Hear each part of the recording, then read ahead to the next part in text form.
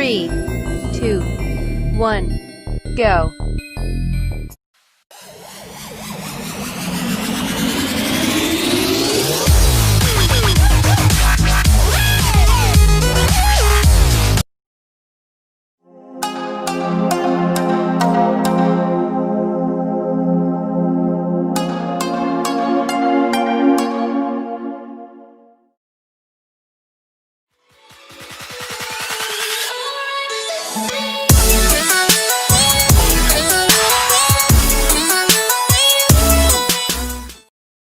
Aujourd'hui, on va traiter un composant électronique ou électrique qui est très important. C'est un composant qui joue un rôle très important dans l'électricité. C'est le transformateur. Le transformateur, c'est un appareil transformateur. C'est le milieu entre le domaine électrique et le domaine électronique. Si on parle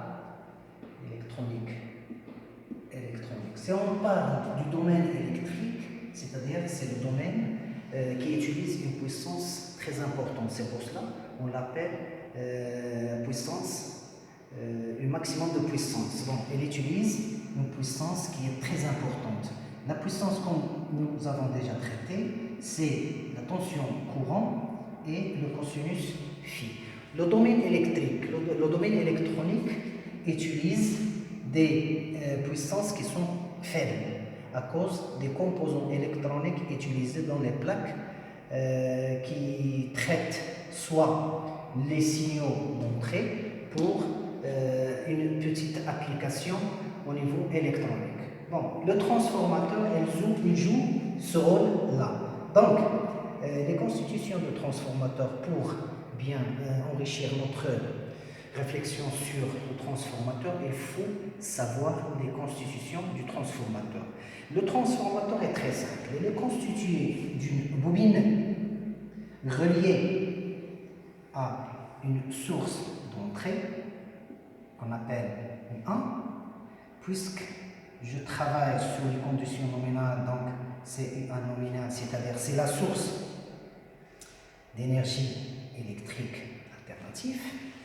Le courant appelé donc la ligne, c'est le courant nominal 1, et un circuit dit secondaire. Donc ce circuit secondaire, à sa sortie, une tension nominale qui est déjà reliée à une charge pour alimenter la charge et un courant à sa sortie. Le circuit dit le circuit primaire et le circuit secondaire. Donc la relation entre le circuit primaire et le circuit secondaire est reliée par un noyau ferreux. Donc c'est le transformateur. Le transformateur est constitué d'un circuit primaire, circuit relié à la source, et d'un circuit secondaire, c'est le circuit qui alimente la charge. Bon. Selon les besoins de la charge, le transformateur adapte la source au récepteur. C'est-à-dire, le récepteur, si on a une source de 230 volts alternatif, la source,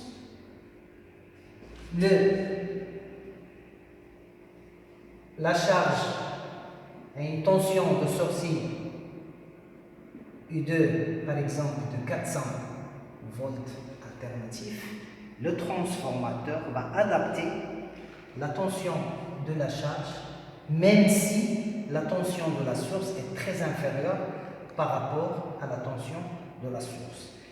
Les caractéristiques du transformateur, il se caractérise par une puissance S qui est la puissance apparente, c'est-à-dire la puissance au niveau du primaire et la puissance au niveau du secondaire. La relation qui lie la puissance au primaire et la puissance au secondaire, c'est une relation d'égalité. C'est-à-dire que la tension U1 nominale, bien sûr, a un courant nominal égal à la tension de N fois le courant UN. C'est la puissance, ce qu'on appelle la puissance apparente. C'est la première relation du transformateur. Et ensuite, on va parler du rapport, c'est-à-dire il existe un rapport entre l'entrée et la sortie. Ce rapport est appelé le rapport de transformation. Bon, pour calculer ce rapport, il faut faire des essais. Comme vous savez que pour calculer les caractéristiques d'un composant électrique, il faut faire des essais. La plupart des essais qui sont les plus utilisés, c'est l'essai à vide, l'essai en court-circuit et l'essai en charge. Bon, je vais laisser les essais avoir tout de suite. Bon, tout de suite, on va traiter l'exercice pour appliquer ce que j'ai déjà dit dans ce premier livre. Exercice. Soit un transformateur parfait. Donc, on parle d'un transformateur qui est parfait. Un transformateur parfait. Quand on voit que le transformateur est parfait, il y a une tension d'entrée qui est 400 volts et une tension de sortie qui est 230 volts. C'est-à-dire que la tension d'entrée U1 c'est 400 volts et la tension de sortie U2 c'est 230.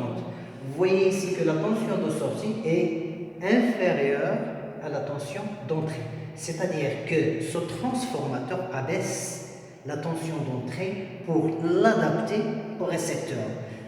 À ce niveau-là, je peux calculer un rapport qui est la sortie par rapport à l'entrée. Cette sortie par rapport à 230 sur 400, c'est déjà 0,575. Vous voyez que ce rapport est inférieur à 1, c'est-à-dire que ce transformateur abaisse la tension, c'est un abaisseur. Et c'est clair que la tension de sortie U2 est inférieure à la tension d'entrée U1. Quand on peut trouver des transformateurs qui sont élévateurs. Pour les centrales de production qu'on a déjà traitées en réseau électrique, que la centrale produit une tension qui est un peu faible. Pour augmenter cette tension, on fait des transformateurs élévateurs, c'est-à-dire que la tension de sortie est supérieure à la tension d'entrée U1. Pour cela, dans le transformateur parfait, je peux utiliser cette relation seulement pour le transformateur parfait.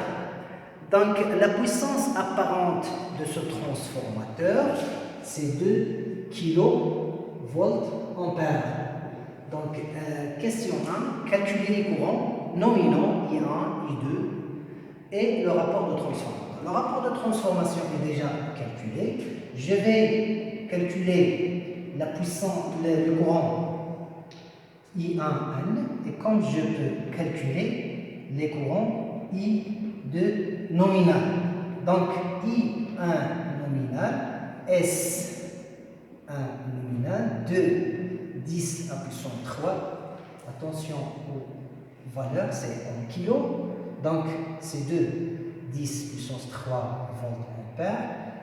La tension primaire, c'est la tension primaire nominale, c'est 400.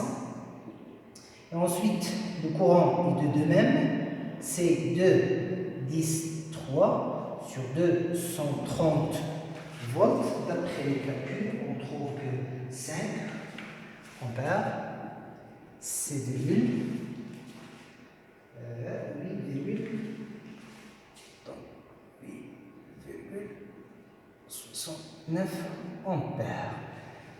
Vous voyez ici que le courant au primaire il est de 5 ampères, même si la tension au primaire c'est 400 volts. Le courant au secondaire c'est 8 1,7, même si la tension elle est un peu inférieure. C'est le cas des transformateurs ABC. Ensuite, la question numéro 2. La charge est inductive, c'est-à-dire que ce transformateur alimente une charge, c'est la source U1, c'est la tension U2. La charge Z est une charge inductive.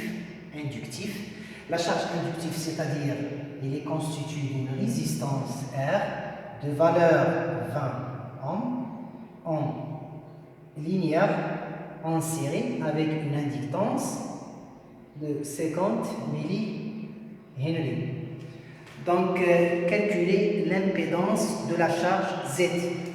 L'impédance de la charge, puisque Z, c'est une résistance en série avec une inductance, c'est-à-dire que Z, c'est R plus J L oméga, c'est-à-dire R plus J, ce qu'on appelle X. X, c'est l'inductance.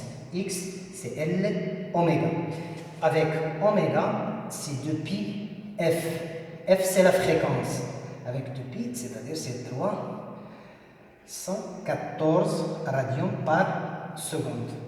Déjà, ceci est bien connu. Donc, c'est la résolution, c'est un complexe. Pour résoudre cette équation, la norme Z, c'est la racine de R au carré plus L oméga. Et le phi, c'est arc tangente de B sur A, c'est-à-dire de X sur R, c'est-à-dire de L oméga sur R. Après les calculs, je trouve que Z, c'est 25,42 ohms. C'est une résistance. Et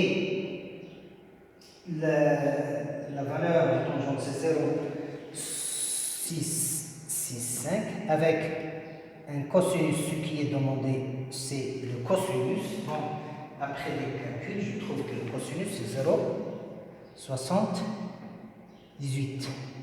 Donc, vous voyez que ce cosinus, il est un peu faible. Et la résistance, c'est 25,42. Ensuite, on va calculer le courant I1 et le courant I2. Donc, le courant I1 et le courant I2. Le courant I1 et le courant I2. Le courant I1, c'est le courant en charge, c'est-à-dire c'est le courant pendant que la charge est reliée au transformateur, c'est-à-dire que on a déjà la relation U2, c'est Z2 phi I2, U2 est égal à Z phi I2, comme U1 est égal à Z phi I1.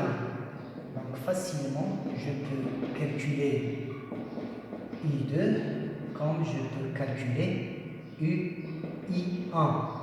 Sur Z, j'ai les tensions d'entrée et de sortie.